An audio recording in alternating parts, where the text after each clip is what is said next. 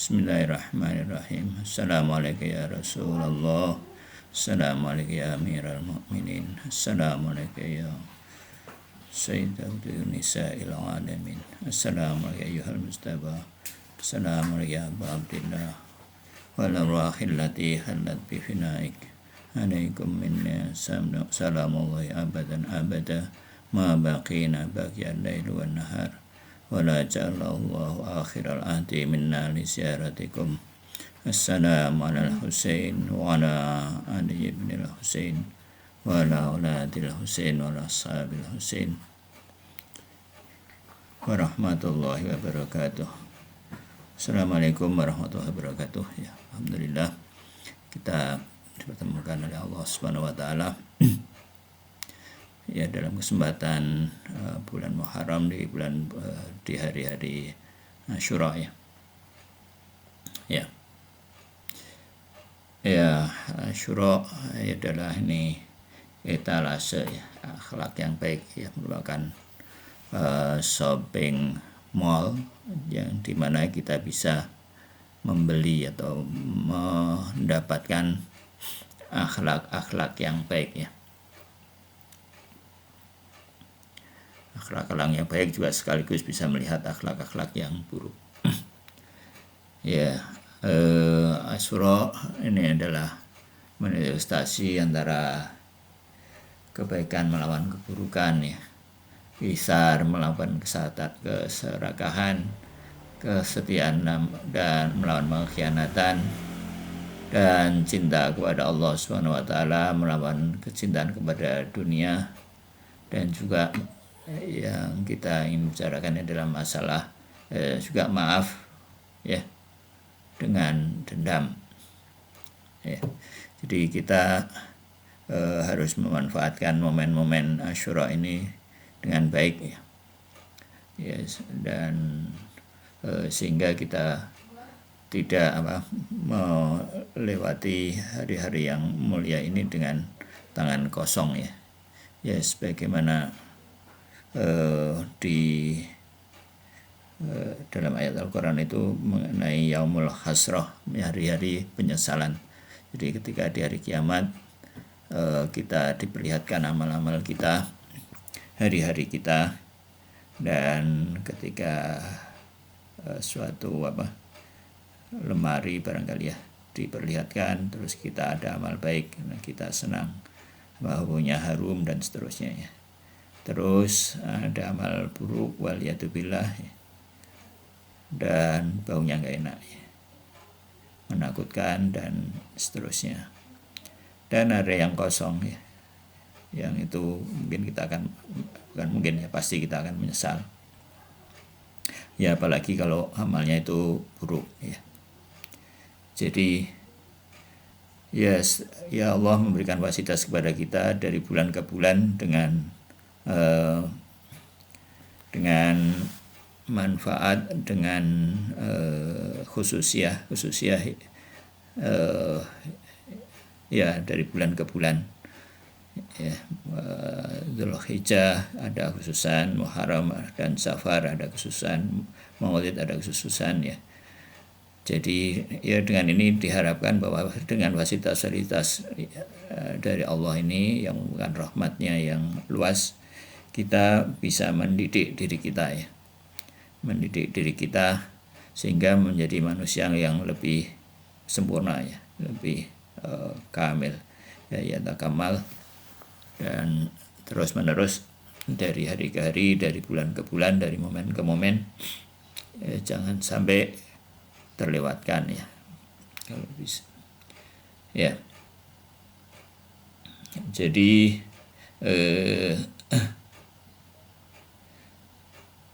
ya kita membutuhkan ya akhlak ini dalam perjalanan menuju Allah, akhlak yang baik. Dan Asyura ini adalah momen di mana kita bisa belajar baik secara rasional maupun secara hati ya, secara qalbu ya, karena ya dengan kesedihan itu secara kimiawi jiwa kita itu lebih mudah untuk berubah ke arah yang lebih baik. Ya, tidak ada perubahan dalam jiwa itu yang diperoleh dengan lale-lale ya, gembira-gembira begitu ya. Umumnya tidak begitu. Ya, walaupun momen-momen gembira ya dalam ya tentunya juga ada dalam momen-momen kegembiraan Ahlul Bait juga ada, tapi dalam kegembiraan yang cenderung ke maksiat atau ke duniawi itu mungkin tidak akan mungkin ya sudah bisa dipastikan tidak akan memberikan kesempurnaan pada kemanusiaan ya. Kemanusiaan. Jadi kita harus memandang bahwa agama ini adalah sarana untuk pendidikan ya, sarana untuk mendidik diri. Jadi ya kalau tadi malam Ustaz Iwan memandang jadi memberikan insight ya kira-kira begitu, bahwa mungkin sebagian orang menganggap bahwa agama ini kira-kira ada mungkin seseorang katakanlah yang disebut Tuhan duduk di singgasana terus menyuruh ini itu ya, nanti kalau kamu melakukan nanti kasih tiket, kasih reward, terus nanti di akhirat bisa ditukar dengan rumah dengan apa, terus dan seterusnya. Nah, nanti kalau kamu melanggar dihukum, maka ya walaupun itu mungkin tentu saja benar ya, bukan mungkin, tapi tujuan agama yang asli itu bukan itu. Tujuan agama ini adalah mendidik kita untuk menyata kamal dan untuk menyempurna. Nah, kalau di agama itu dipandang seperti itu, yaitu hasilnya begitu itu, mungkin orang lama-lama akan bosan dengan agama yang merasa terikat dan akhirnya bisa menjadi agnostik atau bahkan menjadi ateis. Jadi nah surah ini membuat kita sebagaimana diucapkan oleh Husain bahwa alaihi salatu wassalam, bahwa beliau keluar untuk memperbaiki umat datonya. Ini dalam arti bahwa mengembalikan tujuan agama ini untuk pendidikan, untuk manusia itu supaya menjadi lebih sempurna ya, berproses. Nah, namanya berproses ini ya tidak bisa seketika ya. Jadi seperti dikatakan juga bahwa menjadi wali itu tidak bisa seketika. Jadi orang itu harus berusaha dari rakaat ke rakaat, dari Ramadan ke Ramadan, dari hari ke hari, misalkan dari puasa ke puasa, sehingga makin hari makin menjadi manusia yang lebih sempurna. Ya, jadi ya kira-kira begitu ya. Terus ya di antara hal-hal juga yang mungkin perlu Bapak tekankan di sini juga bahwa ya kita menurut kebiasaan-kebiasaan yang baik ya, yang kecil mungkin ya, misalkan mengucapkan sebagaimana wasiat Imam Husain itu ketika menjelang syahidnya dalam keadaan yang sudah tidak berdaya, bahwa beliau minta supaya kita mengingat beliau ketika minum air yang ketika minum air yang segar ya kita ucapkan salam alaikum tidak gitu ya, dan usahakan sholat tepat waktu ya, di awal tepat waktu ya, kalau bisa bersiap-siap sebelum datang waktu. Nah, sholat tepat waktu ini akan mendatangkan banyak hal ya. Di antaranya mungkin kita akan lebih mudah untuk ridho ya kepada ketentuan Allah Subhanahu wa taala, baik syariat maupun yang bersifat kauniyah ya, berbuat yang bersifat syar'i maupun kaini. Jadi maksudnya kita ridho kepada ketentuan Allah dalam syariat maupun dalam kehidupan sehari-hari ya, dalam secara kauniyah. Itu bisa dirasakan bahwa dengan sholat waktu itu memudahkan kita untuk memberikan ridho ya, tidak ngedumel. Nah, ridho ini tentunya diperlukan ya, ridho kepada Allah ini diperlukan supaya kita itu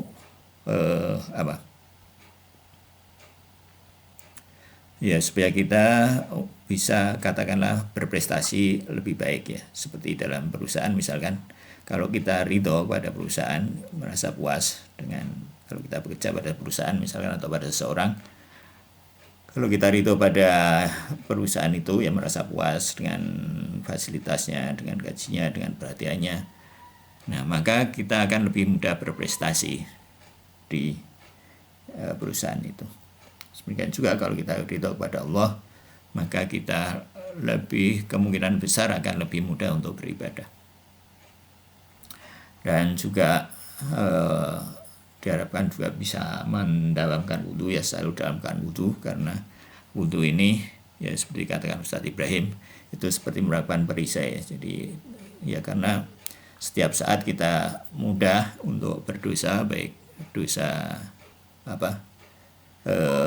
yang bersifat akhlak maupun dosa-dosa lahir ya, dengan mudah kita ini berbuat dosa ya. Dengan mendapatkan wudhu ini insya Allah kita akan lebih mudah untuk menjauhkan diri dari dosa. Oke ya, ini pengantarnya.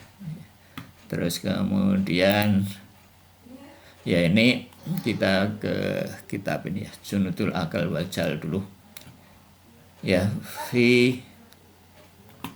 Jadi ini maaf ya, kita bicara tentang memaafkan ya. Ini juga kita lihat bahwa dalam Asyura ini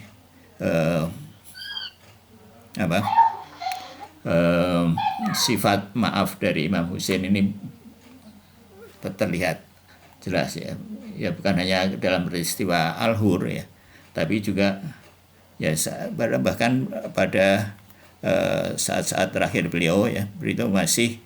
Nah, kita bayangkan kira-kira misalkan kalau misalkan ada musuhnya beliau itu ya, walaupun sudah lewat itu saat-saat terakhir itu, kalau misalnya ada orang datang minta maaf, beliau maafkan nggak kira-kira? Ya walaupun itu kita tidak mendengar ada orang yang seperti itu ya, lawan musuh-musuh Imam Husain yang seperti itu, tapi kita dengan mudah akan mengira bahwa Imam Husain pasti akan memaafkan kayaknya ya. Jadi maaf ini adalah merupakan salah satu sifat yang penting dari manusia dan kemanusiaan ya, yang bab ini membahas itu ya, fi bayani samarati sof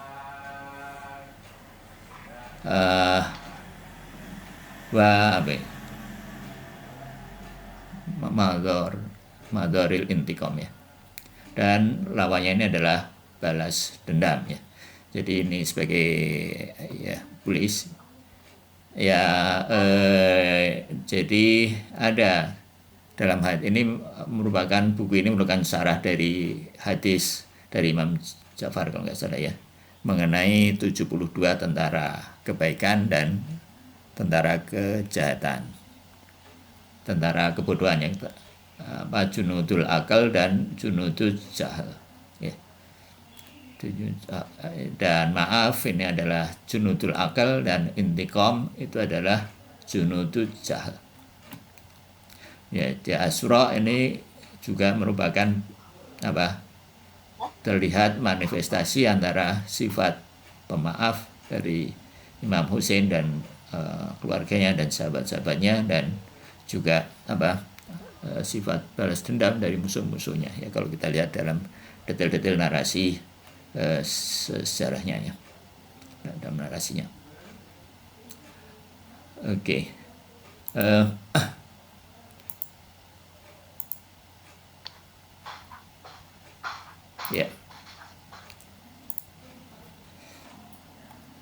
min a'dhamil kamalatil insaniyah ya, min a'dhamil kamalatil insaniyah, dari apa, dhamim yang agung, seagung-agungnya kira-kira ya, sebesar-besarnya. Kalau kesempurnaan insaniyah adalah tajawuz ya, tajawul insan anil ashkhas alladzi asa'u ilaih. Dari apa, ya kemarin kan kita membahas apa, mengenai apa, nafsu apa ya, potensi amarah ya, dan bagaimana mengelola potensi amarah ya. Bab maaf ini melengkapi pembahasan itu ya. Jadi kapan kita menunjukkan kemarahan, kapan kita menunjukkan maaf. Ya, jadi dari apa, hal-hal yang paling agung dalam kesempurnaan insaniyah itu adalah maaf seseorang, maaf insani ya, maaf kemanusiaan, maaf yang bersifat insan, anil ashkhas ya, kepada ashkhas itu pribadi ya, seseorang, alladzi asa'u ilaih, yang orang apa, yang berbuat buruk kepadanya. Jadi sifat ini ada, maaf ini adalah salah satu sifat Rasul ya. Jadi kalau kita ingin bersama Rasul harus meniru sedikit banyak sifat Rasul, dan diantara sifat Rasulullah SAW yang mudah kita lihat adalah, yang mudah dilihat ya, diriwayatkan oleh para perawi, itu adalah sifat maaf beliau ya. Was sofatil afi min, dan sofah ya, maaf. Kalau tajawuz itu ya artinya sama ya, tajawuz. Dalam doa sebelum sholat itu fatajawaz angkobihi ma ta'lamu minni, jika kita mohon kepada Allah supaya apa, Allah memaafkan. Tajawaz itu katanya adalah seolah menganggap perbuatan itu tidak ada, perbuatan jelek itu tidak ada ya. Itu tajawaz. Sof, af itu juga mirip-mirip, ini atau bedanya apa ya, sof. Dan itu dari kata apa, sofat al-jamaliyah, dari sifat min sifatil jamaliyah lil haqqi ta'ala ya. Sof dari maaf itu adalah sifat dari sifat jamaliyah. Jadi selain sifat sof, Allah juga punya sifat intiqam ya, membalas. Nah, tapi membalasnya Allah ini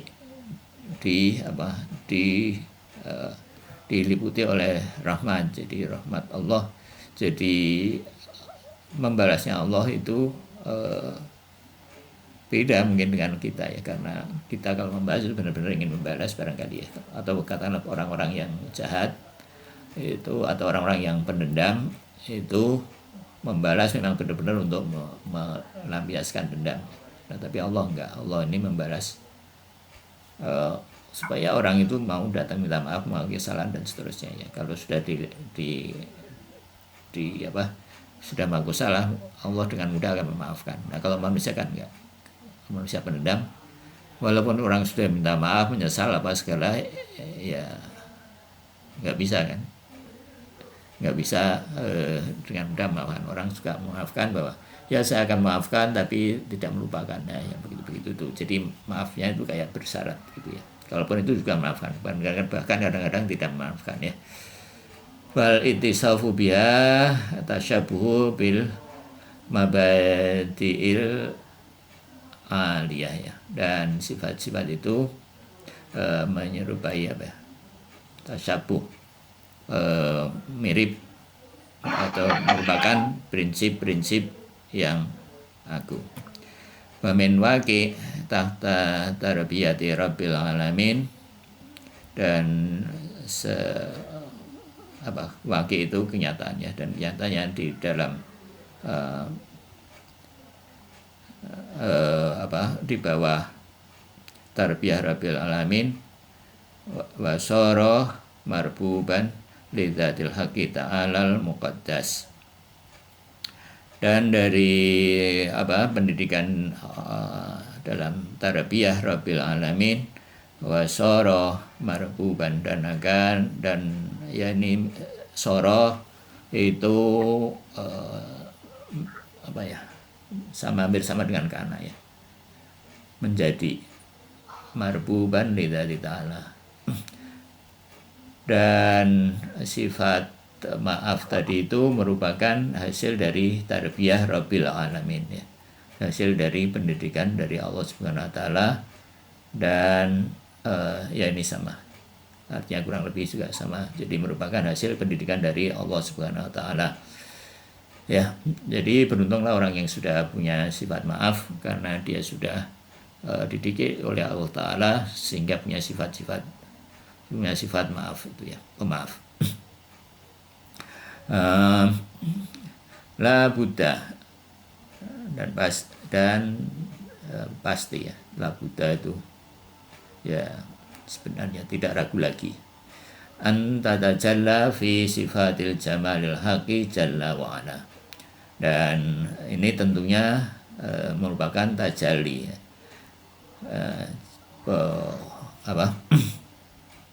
manifestasi ya. Jadi kalau orang sudah punya sifat maaf, maka sifat maaf itu merupakan tajalli dari sifat jamalil haqqi ta'ala. Jadi akhlak ini adalah ya jadi kalau dikaitkan dengan pendidikan tadi itu oleh Allah Ta'ala dengan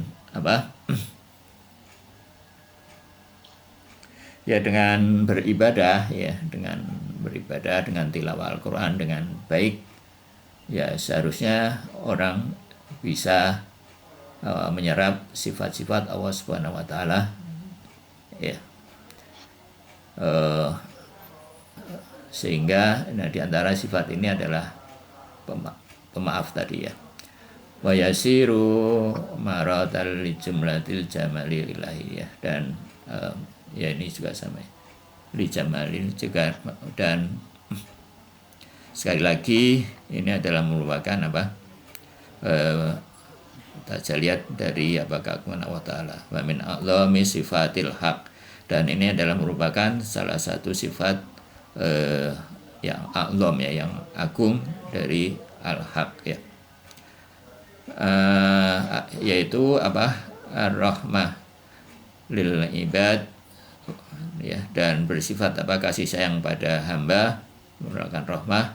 Jadi rahmat Allah itu ada 3. Ustaz Abbasi itu yang pertama adalah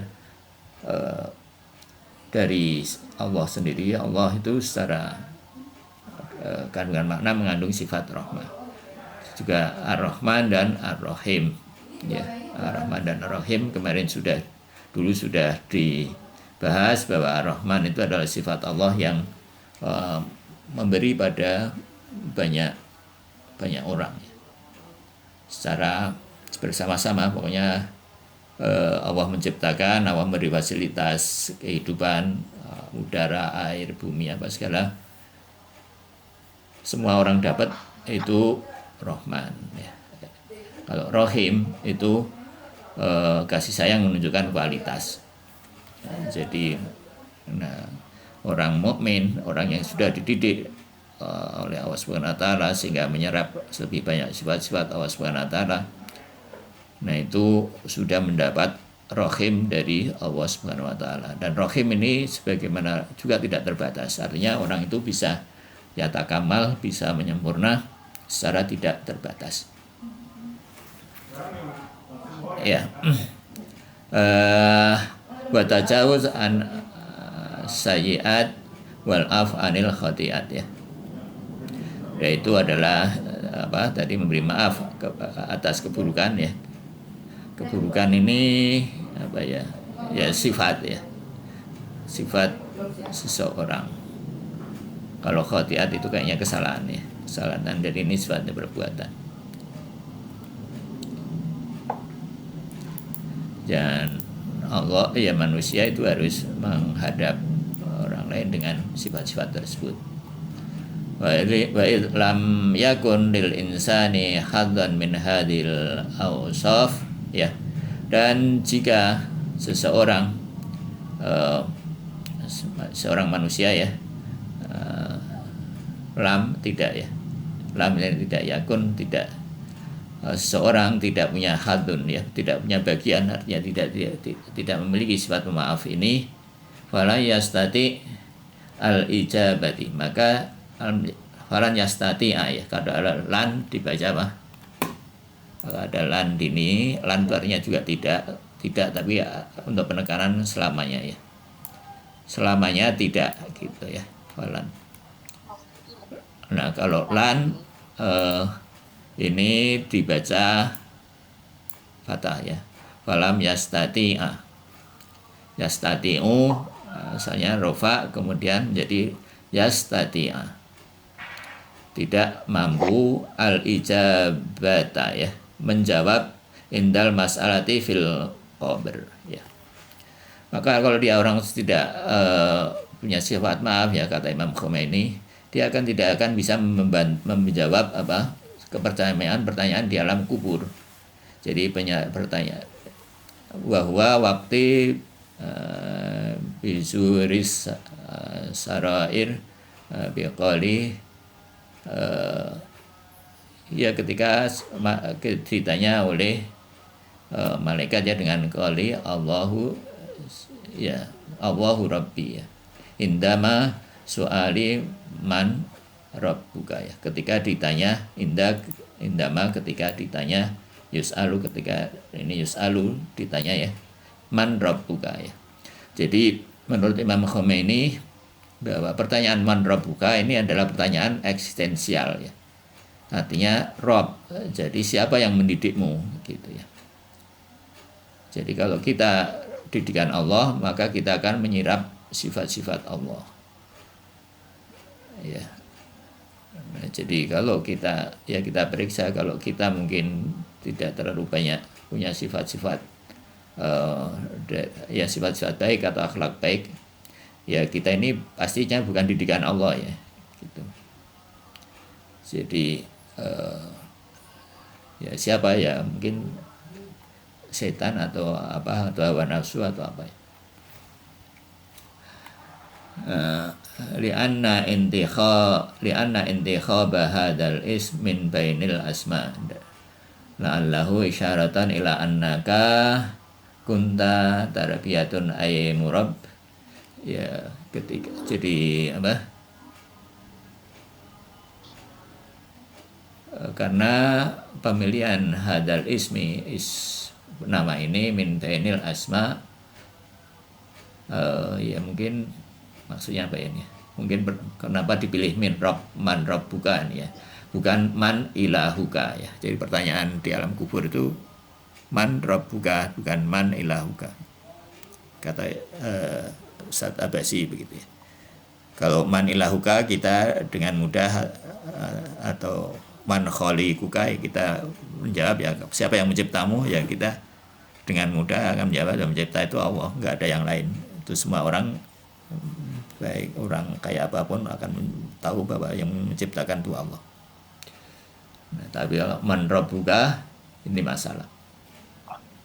Jadi ini pertanyaan yang sifatnya apa, eksistensial, secara eksistensial, secara wujudi ya, secara proses wujud kita ini, siapa yang paling berperan dalam mendidik kita ini, mendidik dalam arti membentuk jiwa kita ya, untuk kepribadian kita, siapa yang paling berperan. Nah, kalau kita yang paling berperan dalam jiwa kita ini bukan Allah ya, kita tidak akan bisa menjawab pertanyaan ini begitu ya, menurut Imam Khomeini.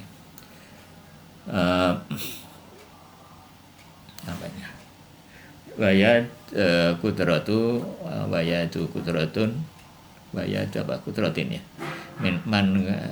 mangkanat mutasarrifun fika fi hayati dunia ya, sama tadi, siapa yang mendidikmu ketika dalam kehidupan duniawiyah, dalam kehidupan duniawiyah. Fa idza kana al insanu murabbi fi dhillir rububiyyah adzatil muqaddas ya, jika manusia itu dididik dalam naungan, dil itu naungan ya, dalam naungan rububiyah Zatil Muqaddas, zat yang maha suci, turabi zahiratun wa batinuhu, maka batu rabbi, dan dididik zahirnya dan batinnya. Jadi pendidikan itu mencakup lahir dan batin. Lahir itu fikih, batin itu akhlak. Bitilka tartibiyah, dengan pendidikan ini yastati'u ayyajib, maka dia ayyajibah ya, kalau dinahukan ayyajibah, tapi kalau diwakafkan dari ayyajib, maka dia akan bisa menjawabnya ya. Jadi kalau secara zahir dan secara batin kita dididik oleh Allah Subhanahu wa taala, bukan merasa ya.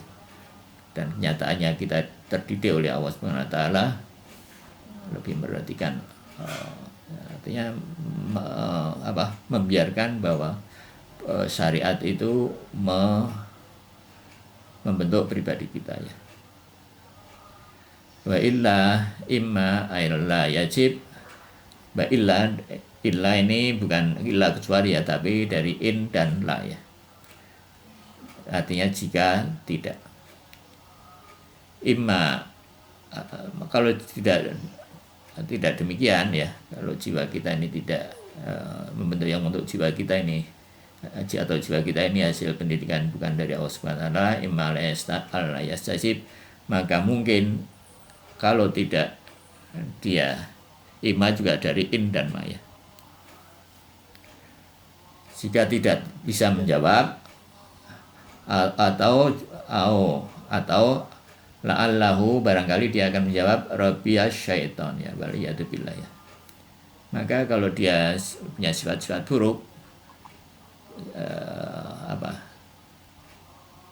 ya suka curang dan seterusnya ya, ya itu dia akan menjawab rabbiyas syaitan, pendidikku adalah syaitan.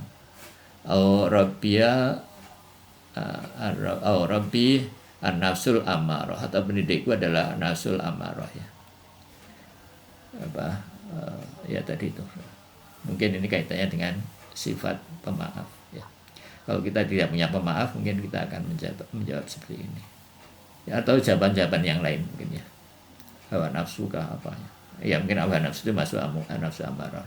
Wala buddha ayu alimu Allah an, dan pastinya ayu alimu kali ya, ayalamu anna jadra sof, dan agar diketahuilah, kira-kira mungkin gitu ya.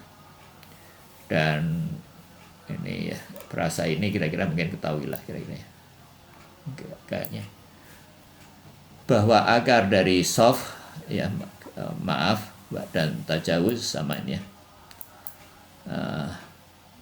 yartawi min tilkal hubbid dunya wan nafs.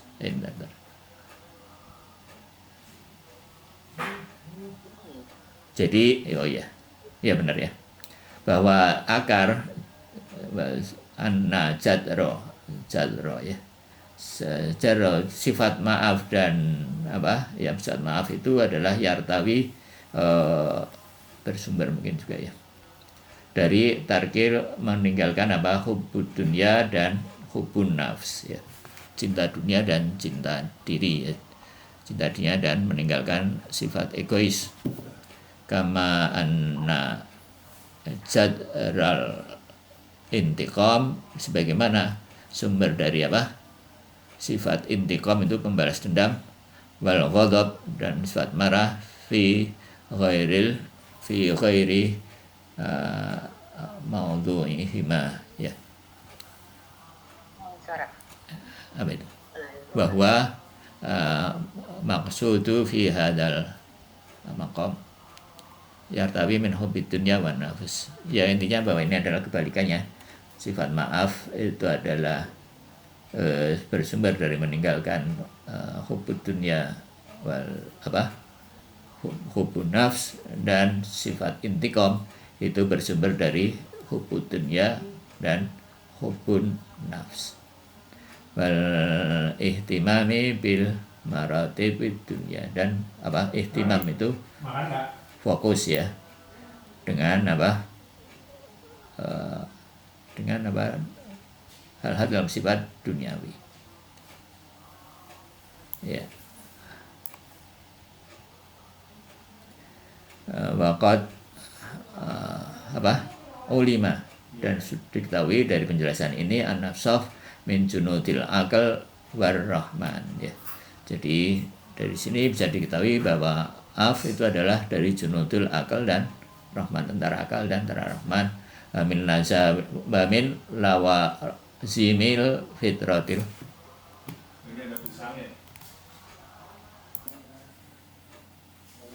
Ya, kita teruskan ya sambil menunggu. Waqad ulima min hadzal bayan, dan diketahui dari penjelasan ini an-nafsah min junudil aqli warrahman, bahwa af itu adalah apa? Maaf itu adalah dari tentara akal dan rahman, ar-rahman ya, tentara Allah Subhanahu wa taala. Wa min luzumil fitratil muhammarah ya, muhammarah. Dan dari kelaziman fitrah asli. Wa dzidduhu wa huwal intiqam, dan lawannya adalah intiqam ya, pembalas dendam, min junudil jahli, dari tentara kebodohan, wa junudil iblis, dan tentara iblis. Ya, wa min lawazimil fitratil mahjubah ya, dan kelaziman dari fitrah yang tertutup ya. Ya dari ya ini sebagai penjelasan bahwa fitrah itu adalah apa, sifat asli dari yang sebelum apa ya, sifat asli lah ya.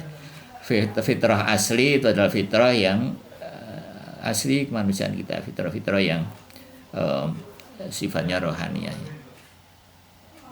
Itu disebut fitrah mahmarah. Nah, fitrah asli kita ini bisa tertutup karena fokus terhadap dunia tadi dia, cinta dunia dan ego. Nah, maka fitrah asli itu kita akan tertutup, muncullah fitrah sekunder ya, gitu.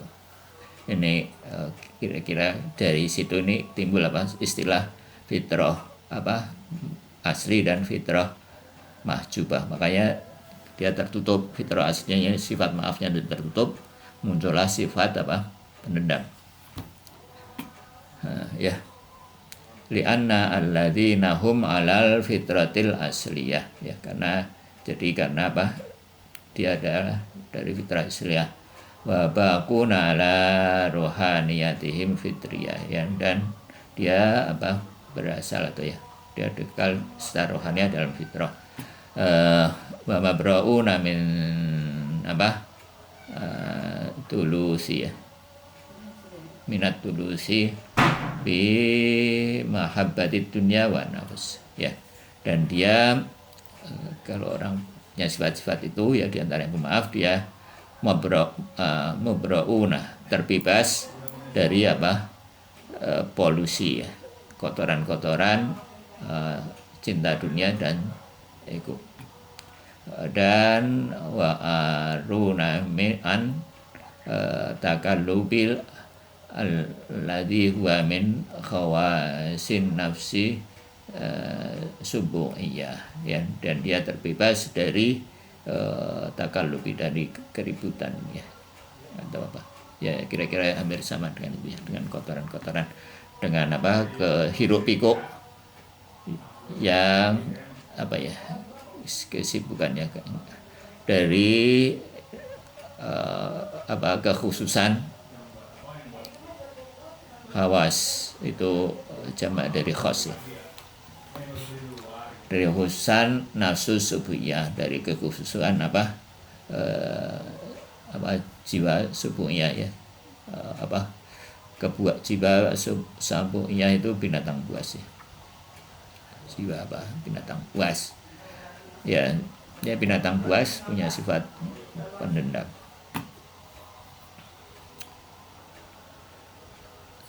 Ya mungkin ini di sini dulu, mungkin insya Allah nanti kita teruskan, karena waktu kita agak terbatas, ini masih agak sedikit atau sedikit ya satu hal ini ya. Kita teruskan ya. Wa amal apa ya, dan adapun orang-orang yang terhijab bihubil tabiiyah ya, orang-orang yang terhijab dengan apa, mahtu mutahajjubuna ya mungkin ya, dengan dengan hijab tabiiyah, hijab apa ya, materi haitsu annahum mashghuluna bil amani, dan juga orang-orang yang tersibukkan dengan apa, angan-angan an-nafsaniyah ya. Amani itu angan-angan, an-nafsaniyah ya, angan-angan jiwa ya, angan-angan nafsani, wal matlubatit tabi'iyah, dan tuntutan-tuntutan apa, materi, fayatakallabuna ala jifuhum ya, wa yastamiluna al-quwatul ghadabiyah kharijun itariha ya. Ya intinya bahwa orang-orang yang terhijab dengan hijab-hijab material mungkin akan muncul apa, kuat, dan apa, dia akan beramal yastamaluna,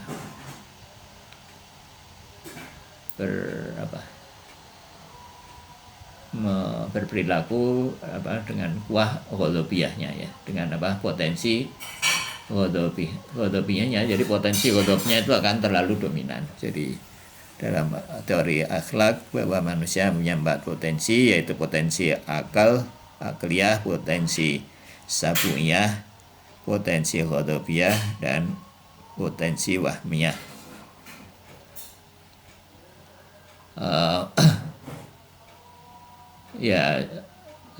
Orang itu harus potensi apa, potensi akal, potensi ghadab, potensi marah, potensi apa, hayawan ya, hayawaniyah, dan ghadabiyah. Hayawan itu potensi yang hewan normal ya, bukan hewan buas. Misalkan makan, minum itu potensi berasal dari potensi hayawan, sifat hayawani kita, tidur apa pokoknya yang hewan melakukan itu ya. Sabuya binatang buas, ghadabiyah sabuya itu sama ya. Potensi amarah diperlukan untuk mempertahankan diri ya, dan supaya orang punya harga diri. Cuma harus dikelola pada batas yang normal. Orang tidak boleh juga tidak punya potensi amarah, juga tidak boleh potensi amarah itu sampai dominan. Wahmiyah potensi apa ya, mereka-reka merencana, mengestimasi, itu potensi wahmiyah. Nah jangan sampai potensi ghadabiyah ini atau asabuyahnya ini dominan. Nah, kalau potensinya dominan, ini muncullah apa, sifat pendendam ini ya. Syarat hiya nafsuha wa sanailuha lil wuqu'i fi dalikal apa ini, fahnil belum dicari tadi ya. Fahum yakhununan ni'ma wal amanati ilahiyah, dan dia mungkin tidak akan lupa ya akan nikmat-nikmat dari Allah ya. Ya mungkin juga diantara sumber sifat maaf itu adalah menyadari apa ya, banyaknya nikmat dari Allah yang kita terima ya, karena Allah jadi lupa nikmat ini menyebabkan orang juga jadi pendendam ya.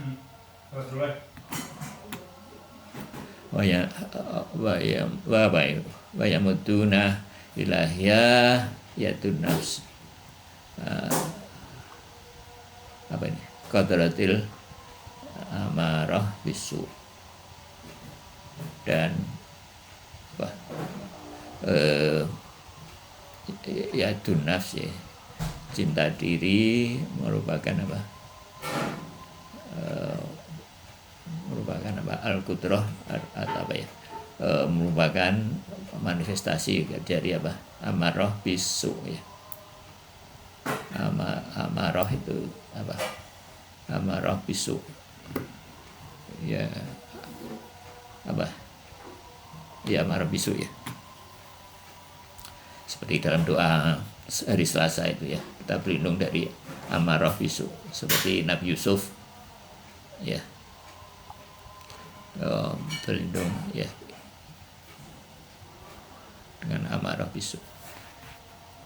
Ya, ini bab terakhir, bukan bab terakhir. Ini bab ke pasal ke-25 atau 26 ya.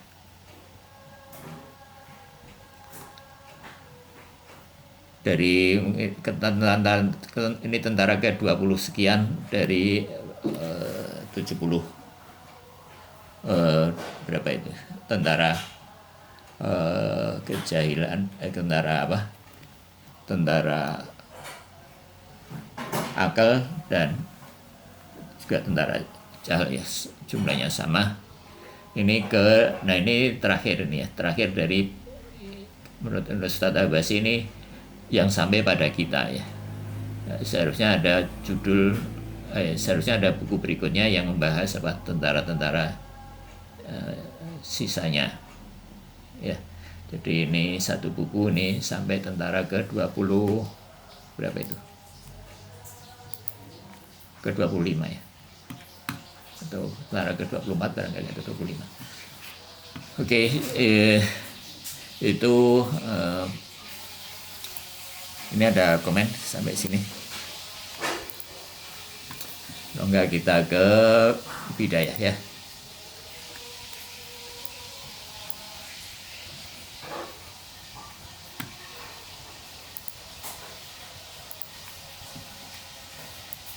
Bidayah marhalah ke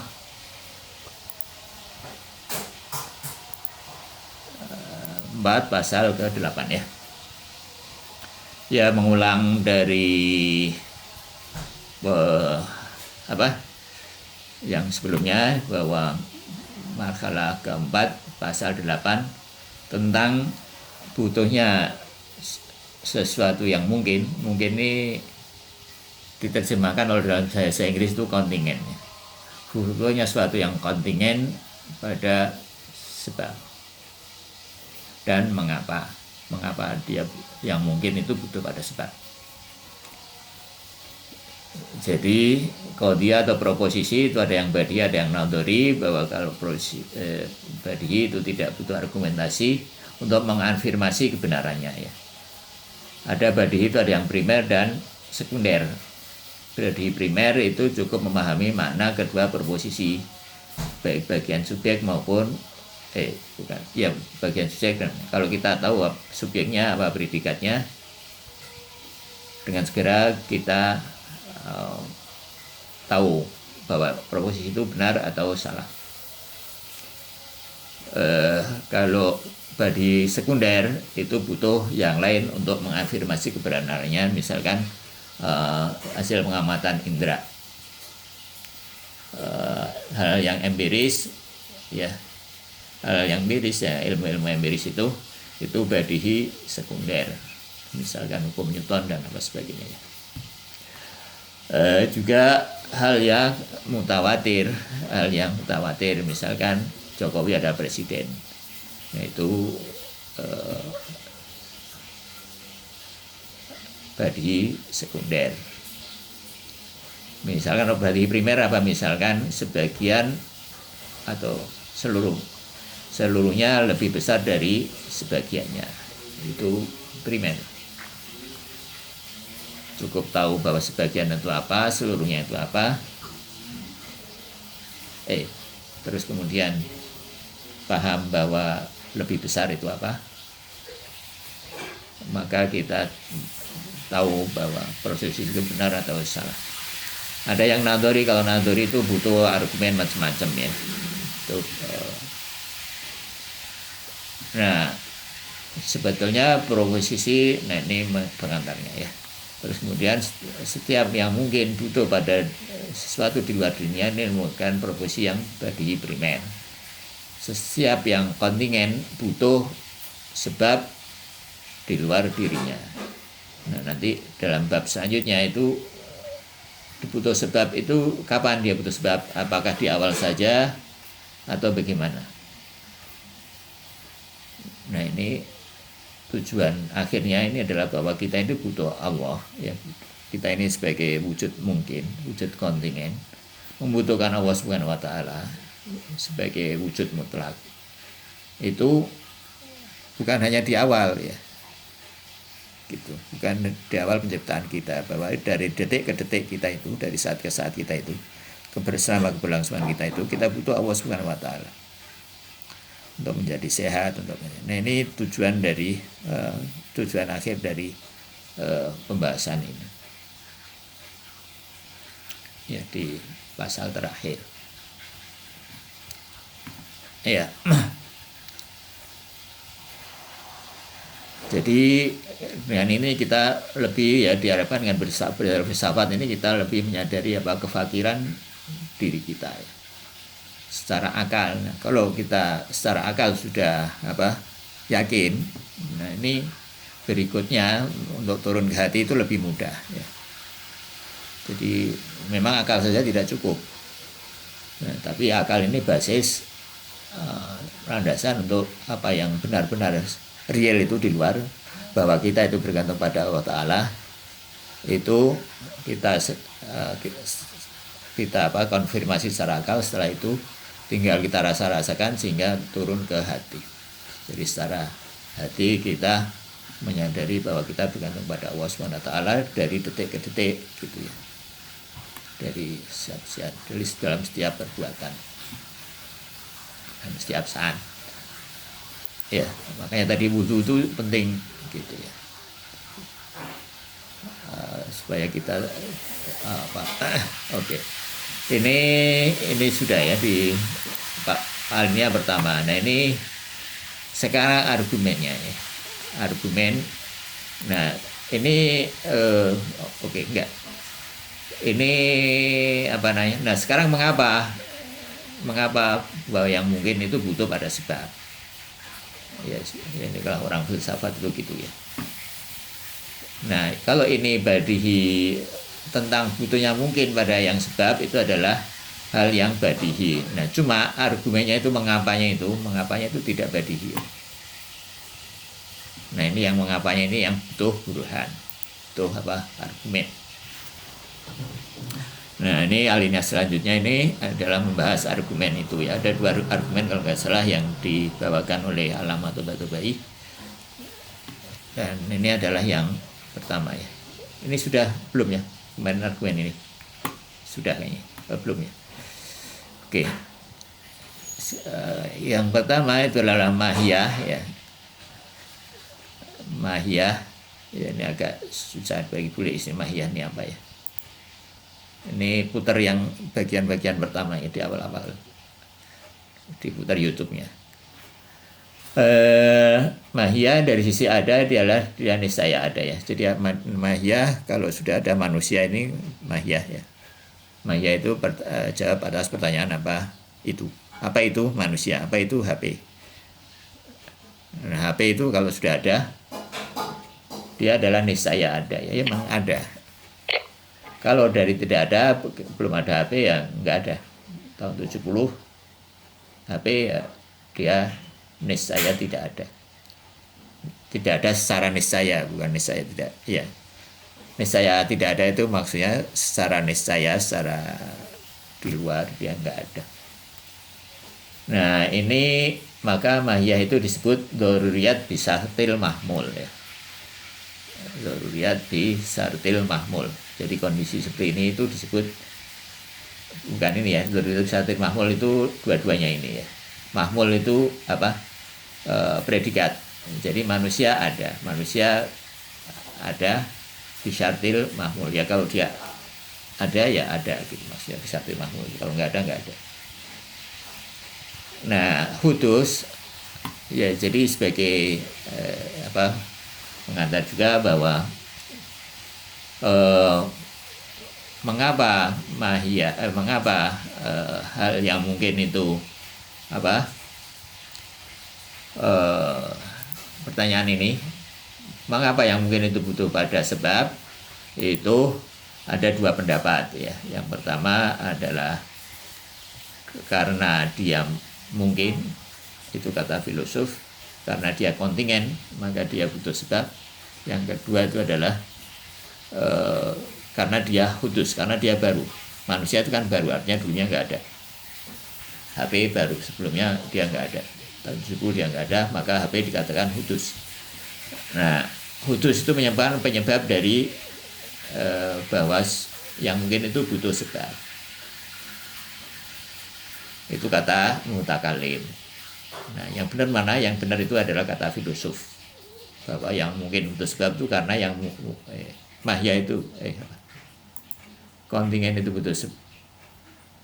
Yang mungkin itu butuh sebab karena dia mungkin ya, karena dia kontingen maka dia butuh sebab. Nah, ini burhan yang dibawakan oleh para filosof. Ya, hudus ya tidak lain adalah satu dari keniscayaan yang diikuti oleh keniscayaan yang lain. Hudus adalah yang sebelumnya dia niscaya tidak ada, setelah ada dia niscaya ada. Jadi hudus berarti sesuatu yang muncul karena hudus berarti sesuatu yang muncul setelah dia tidak ada. Jelas bahwa keniscayaan adalah cerita untuk tidak adanya kebutuhan pada suatu sebab, ya kan? Nggak butuh sebab kan? Ketika dia sebelum ada, dia juga nggak butuh sebab. Ketika sudah ada, ya memang sudah ada. Kapan dia butuh sebabnya? Gitu. Jadi dia mustahil ada dan wajib ada, walaupun wajibnya itu bil khair ya. Nah, itu yang menyebabkan bahwa jadi ya sebetulnya kalau dikatakan salah itu nggak ada ya. Kalau orang awam bilang itu nggak tepat gitu ya. Kalau orang kita ya nggak salah-salah amat gitu loh. Tapi dalam konteks filsafat nggak begitu ya, salah aja. Jadi nah itu ya, jadi karena apa? Karena hudus itu sebelum ada dia niscaya tidak ada, walaupun niscayanya bil khair. Juga setelah ada dia ada, walaupun niscaya adanya itu niscaya bil khair.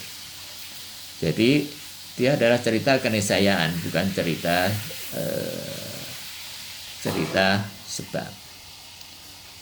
Oleh karena itu selama mahiyah tidak dipahami dengan kontingensinya, jadi kalau mahiyah itu dipandang bukan kontingensinya, maka keniscayaan itu tidak hilang dan kebutuhan akan sebab tidak akan hilang. Enggak, ini salah ya. Selama mahiyah itu dipahami dengan kontingensinya ya, bukan tidak. Selama mahiyah itu dipahami dengan kontingensinya, dengan imkannya, maka keniscayaan itu tidak hilang dan kebutuhan akan sebab itu tidak akan hilang. Jadi mahiyah harus dipahami sebagai sesuatu yang imkan baru. Kayaknya ini judulnya nggak tepat ya. Mengapa mahiyah butuh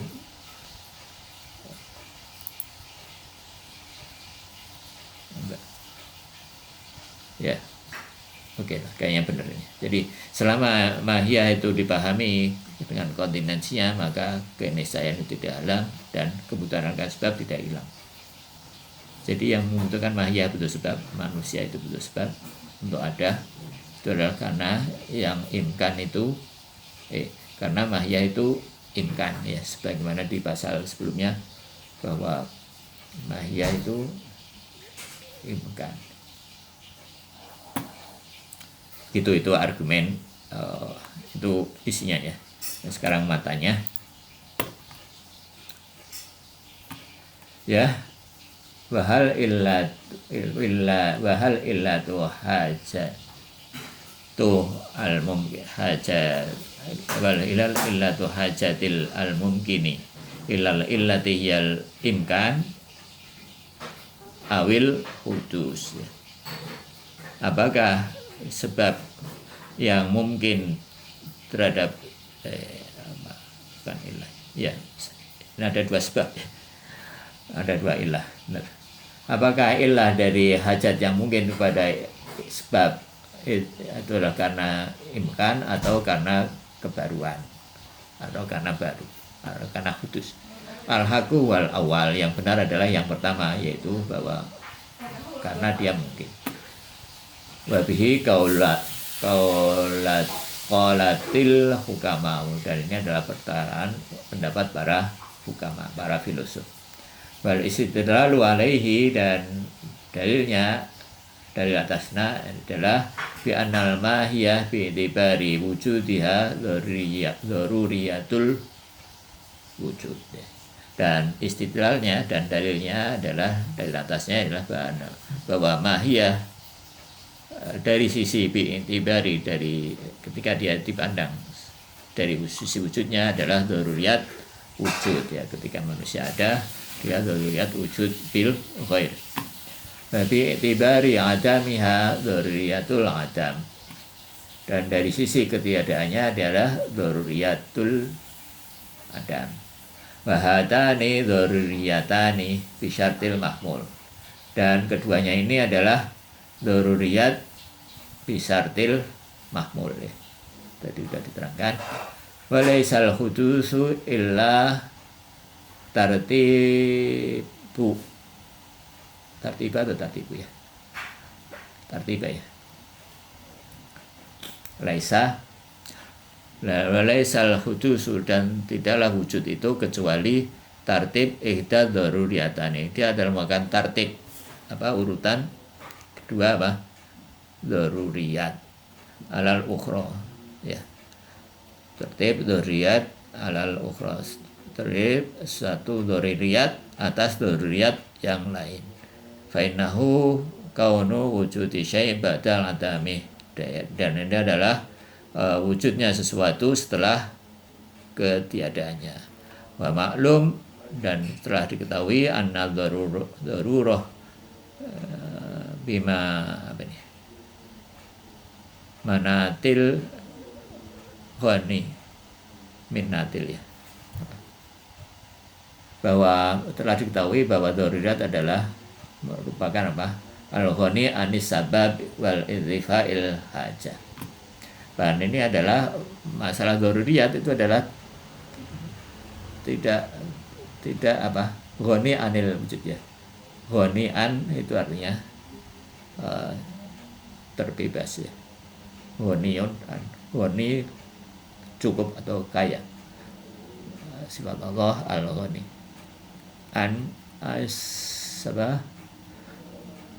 Kalau dia darurat maka dia tidak butuh sebab, dan irtifa'il hajat, dan tidak, ya, sama ini. Irtifa artinya tidak butuh, ya, hajat, tidak butuh sebab. Fama lam ta'abbar fi ma lam ta'abbaril mahiyah bil imkaniha lam yartafi al wujud.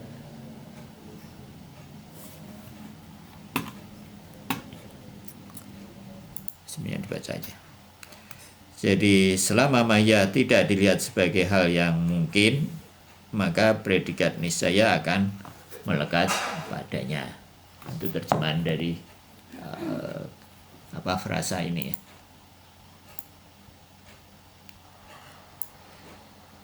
Walam tahsil. Kalau ada lam ini dibaca jazm, ya. Walam yaktasil hajat. Walam yaktasil hajat itu illa. Dan maka tidak, pada saat itu tidak lagi tidak lagi terdapat kebutuhan pada sebab,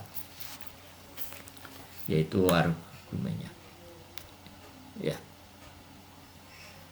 canggih, argumennya canggih.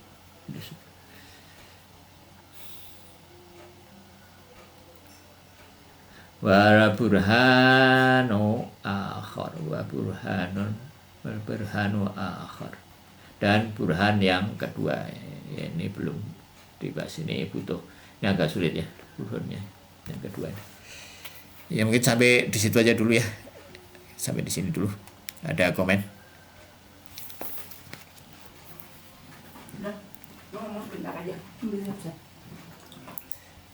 Baik, kita tutup dengan doa dan alhamdulillah dengan doa faraj, ya.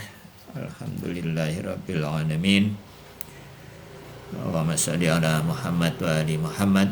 Allahumma kun li walikal hujjati binil hasan. Salawatuka alaihi wa ala abaih fi hadhihi sa'ah wa fi kulli sa'ah wa liyanwa hafdha wa qaitan nasirah wa dalilan wa aina hatta tuskinahu arduka tu'an wa tumanti'ahu fi atawila birahmatika ya rahman rahimin wal afu minkum walhamdulillahi rabbil alamin.